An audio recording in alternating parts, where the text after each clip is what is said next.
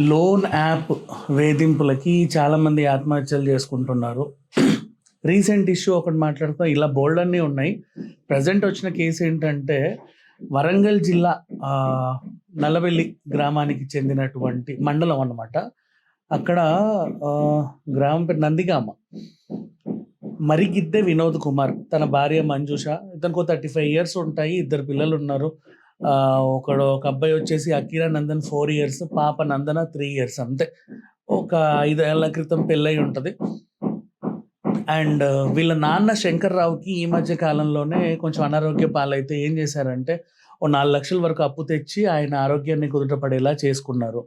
ఇది ఓవరాల్గా జరిగింది. ఆ తర్వాత ఇతని దగ్గరగా 3 నెలల నుంచి జీతం రావట్లా, బాగా అప్పులు ఉన్నాయి, డబ్బులు లేవు, ఏం చేయాలో అర్థం కాక లోన్ యాప్ నుంచి డబ్బులు తీసుకున్నాడు. మనకు తెలుసు లోన్ యాప్స్ నార్మల్గా మన డీటెయిల్స్ అన్నీ ఇస్తే 3,000 4,000 తీసుకోవచ్చు. ఇతను ఆల్రెడీ తన పేరు మీద 4-5 లోన్లు ఎలగబెట్టేసరికి సిబిల్ పోయింది. సో ఏం చేయాలో అర్థం కాక ఒకసారి 3,500 2,500 కావాల్సి వస్తే వీళ్ళ ఆవిడ అకౌంట్ నుంచి తీసుకున్నాడు. సో వీళ్ళ ఆవిడ అకౌంట్ నుంచి అంటే డీటెయిల్స్, ఆధార్ కార్డు, వీళ్ళ ఫోటో కూడా వీళ్ళ ఆవిడతో ఇవ్వాల్సి ఉంటుంది. తర్వాత ఏమైంది, కొన్నాళ్ళు నేను కట్టల. అఫ్కోర్స్ 1-2 నెలలు కట్టాడు, కానీ తర్వాత కట్టల.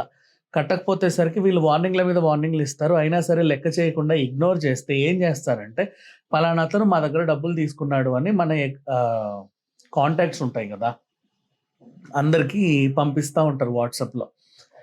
సో వీళ్ళ ఆవిడ ఫోటోతో వాట్సాప్లో బాగా వైరల్ అయింది. ఫ్రెండ్స్, రిలేటివ్స్ అందరూ చూసేసరికి ఇతనికి కొంచెం తలవంపులుగా అనిపించింది. ఏం చేయాలో అర్థం కాక పండగ వచ్చింది కదా అని చెప్పి పిల్లల్ని వాళ్ళ ఆవిడ్ని అత్తారింటికి పంపించేసి ఇంట్లో ఊరేసుకొని చనిపోయాడు.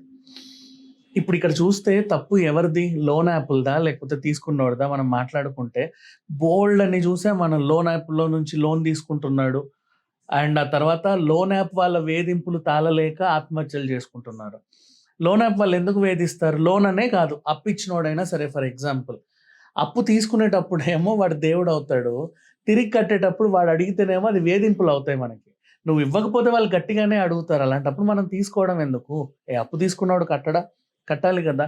అండ్ ఇప్పుడు లోన్ యాప్లో ఏంటి, ఇప్పుడు నీకు 3,000 కావాలనుకుంటే వాడు 700 కట్ చేసుకొని 2,300 ఇస్తాడు. 4,000 కావాలనుకుంటే 300, 200 ఎంతో, అంటే మోస్ట్లీ చాలా వరకే తీసుకుంటారు కమిషన్స్. అది నువ్వు వారం రోజుల్లో తిరిగి కట్టకపోతే వడ్డీ మీద వడ్డీ పెరుగుతూ ఉంటుంది. ఒకానొక స్టేజ్లో అది డబల్ అవుతుంది, త్రిబుల్ అవుతుంది, 10,000 కూడా అవుతుంది. ఇంకో పక్క నీ సిబిల్ స్కోర్ కూడా పోతూ ఉంటుంది. మనకేంటంటే ఎమర్జెన్సీ సిచ్యువేషన్స్ అని కొన్ని ఉంటాయి. ఎమర్జెన్సీ సిచ్యువేషన్స్ ఏంటి అంటే, ఇప్పటికిప్పుడు ఒక 3,000 చాలా అర్జెంటుగా అవసరం. ఈ 3,000 లేకపోతే మన జీవితంలో చాలా కోల్పోతాం అనే అటువంటి ఉన్నప్పుడే మనం ఆ 3,000కి అప్పు తీసుకోవాలి. ఇప్పటికిప్పుడు 10,000 చాలా అవసరం. ఆ 10,000 మనము అంటే అది లేకపోతే ఈ టైంకి మనకి ఏదో నష్టం జరుగుద్ది, 1వ తారీఖు శాలరీ వచ్చాక తిరిగి ఇచ్చేస్తాము అనే ఒక ఫీలింగ్ ఉంటేనే మళ్ళీ మనం ఇచ్చేసుకోవాలి. సో అప్పు తీసుకునేటప్పుడు ఎంత బాధ్యతగా తీసుకుంటామో కట్టేటప్పుడు కూడా అంతే బాధ్యతగా కట్టాలి. తీసుకున్నప్పుడు చాలా సంతోషంగా తీసుకొని మన అవసరాలన్నీ తీరిన తర్వాత కట్టే టైంలో ఎగ్గొట్టి వాళ్ళ ఇంటి మీద పడ్డ తర్వాత లోన్ కట్టలేదని అప్పిచ్చినోడు వేధిస్తున్నాడు అంటారు. అదే యాప్ ద్వారా తీసుకుంటే వాడు వేధిస్తున్నాడు అంటారు. ఆ వేధింపులు తాళలేక నేను ఆత్మహత్య చేసుకున్నాను, చచ్చాను. ఇది ఓవరాల్గా వీళ్ళు చనిపోయిన తర్వాత కుటుంబ సభ్యులందరూ లబోదిబోం అనేది. మనకి స్తోమత ఉన్నప్పుడే లోన్ తీసుకోండి, స్తోమత లేకపోతే లోన్ తీసుకోకండి. వీళ్ళు చనిపోయారు కదా అని చెప్పేసి ఆత్మహత్య చేసుకున్నంత మాత్రం అయ్యో పాప పడాల్సిన అవసరమే లేదు. సీరియస్లీ ఇదొక పాఠంగా తీసుకొని ఇంకొకడైనా సరే, ఓహో అంటే చచ్చే వరకు వెళ్ళొద్దా లోన్ తీసుకుంటే అనే ఒక గుణపాఠం నేర్చుకొని నెక్స్ట్ టైం తీసుకునే వాళ్ళు తీసుకోకుండా ఉంటే బెటర్. లేదు తీసుకోండి, తీసుకోకుండా అంటే ఎవరు ఆపలేరు, ఎందుకంటే ఎవరి అవసరం అలా ఉంటుంది. కానీ అప్పు తీసుకునే ప్రతి ఒక్కడు నేను కట్టగలను, నేను ఖచ్చితంగా తిరిగి ఇస్తాను అనే నమ్మకం ఉంటేనే తీసుకోవాలి, లేకపోతే తీసుకోకూడదు. ఆ వడ్డీ ఏదో మామూలుగా మొన్న కూడా సేమ్ ఇలాగే ఒక అబ్బాయి మంచిర్యాల నుంచి వచ్చి ఆత్మహత్య చేసుకున్నాడు. సేమ్ ఇప్పుడు ఈ అబ్బాయి కూడా బోయినపల్లిలో ఉంటున్నాడు. అతను కూడా అంతే, పేట్ బషీర్బాద్ జీడిమెట్ల సర్కిల్లో ఉండేవాడు. సేమ్ ఇదే ఏజ్, చిన్న చిన్న పిల్లలు, వాళ్ళని చంపేసి తను చచ్చిపోయాడు. ఇది అది ఇంకా మరీ దారుణం. వీళ్ళైనా సరే కనీసం పిల్లల్ని పుట్టింటికి పంపించేసి ఇతను చనిపోయాడు. కానీ అప్పు తీసుకునేటప్పుడు ఎంత బాధ్యతగా తీసుకుంటామో తిరిగి చెల్లించేటప్పుడు కూడా అంత బాధ్యతగా చెల్లించగలను అనుకుంటేనే మనం లోన్ యాప్లన్నా తీసుకోవాలి, లేదా బయట వాటి దగ్గరైనా అప్పు చేయాలి. లేదు కాదు కూడదు నేను తిరిగి చెల్లించను కానీ నాకు అప్పు కావాలి అనుకున్నవాడు అప్పు చేయకూడదు. అలాంటి వాడు చేసిన తర్వాత ఖచ్చితంగా ఇలాంటి వేధింపులు ఉంటాయి. ఇప్పుడు ఇతను ఏం తీసుకున్నాడు, వాళ్ళ ఆవిడ ఫోటో మీద అప్పు తీసుకోవడం జరిగింది ఆ పిల్లకి తెలియకుండా.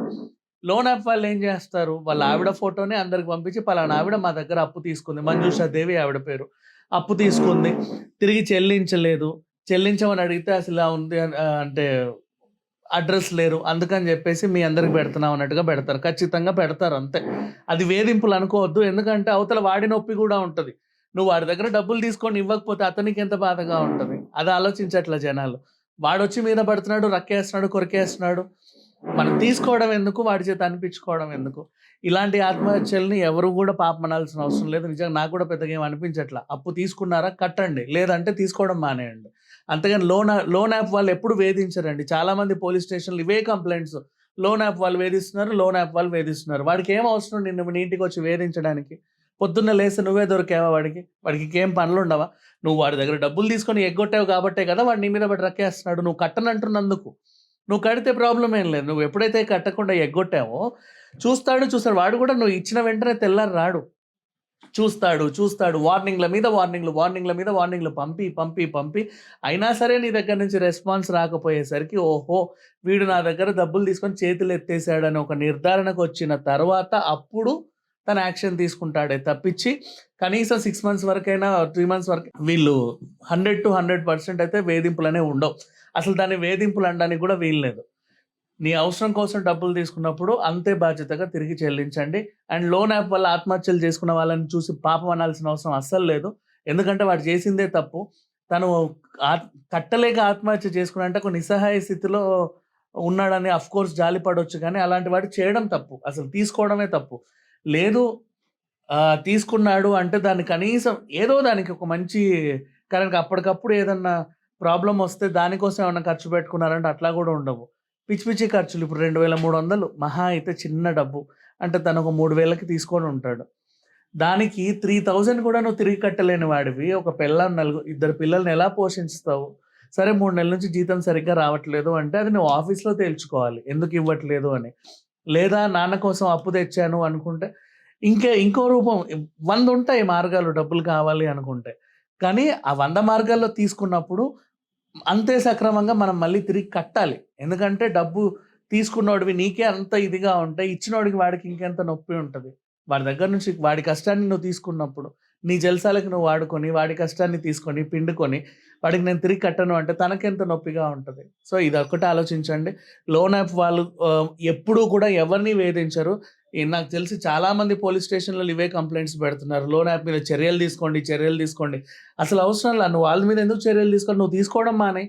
వాడిని నువ్వు వేధించడం మానేస్తాడు. నువ్వు తీసుకుంటావు. నీ అవసరం తీర్చుకుంటావు. వాడొస్తేనేమో వేధింపు అంటావు. ఇదెక్కడ న్యాయం యాక్చువల్‌గా చెప్పాలి అంటే.